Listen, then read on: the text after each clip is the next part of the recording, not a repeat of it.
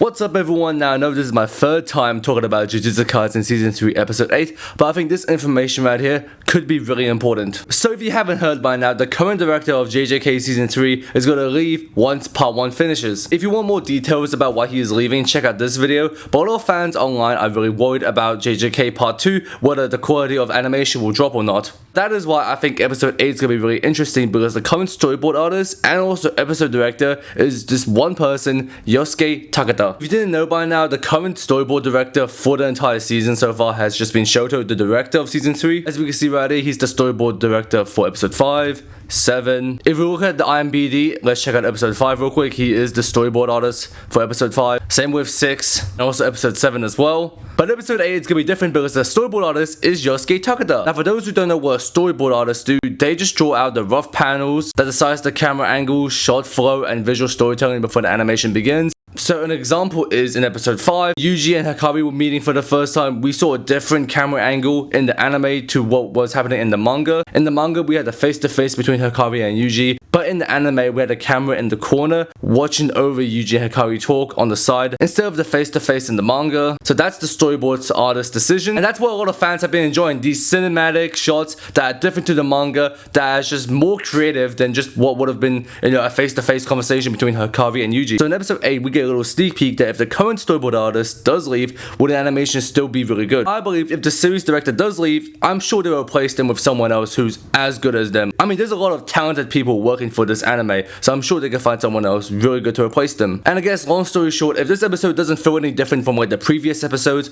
in terms of animation quality, cinematic shots, visual storytelling, then I think we should be in good hands for Part 2. I do have to mention that even though the director is not a storyboard artist this time, he is still overlooking the episode. Also, for anyone who's wondering what has Yosuke Takada worked on, they've worked on JJK, they've worked on the Execution movie, Chainsaw Man, the JJK Zero movie. I think we should be in good hands. Now, that doesn't mean that Yosuke Takada will be the new series director once the current series director leaves. I'm just saying, if anyone's worried about JJK Season 3 animation dropping off once Part 2 airs, we should check out this episode and see if the animation drops or not, because we have a new storyboard director. But at the end of the day, I want you to take this with a grain of salt, because it is still just a rumor. It has not been confirmed that he's leaving or not. But if he does leave, we can check back to Episode 8 to see whether or not the quality is still good or not. And I know there's a lot of other variables to consider when it comes to making a good episode. I'm gonna be looking out for more cinematic shots, cinematic lighting, because that's what the current director is really renowned for. Since he's the reason why JJK Season 2 and Season 3 has been really cinematic so far, with these different camera angles, different camera shots when they are fighting, when they're walking, and it just brings out a different creativity to the JJK anime.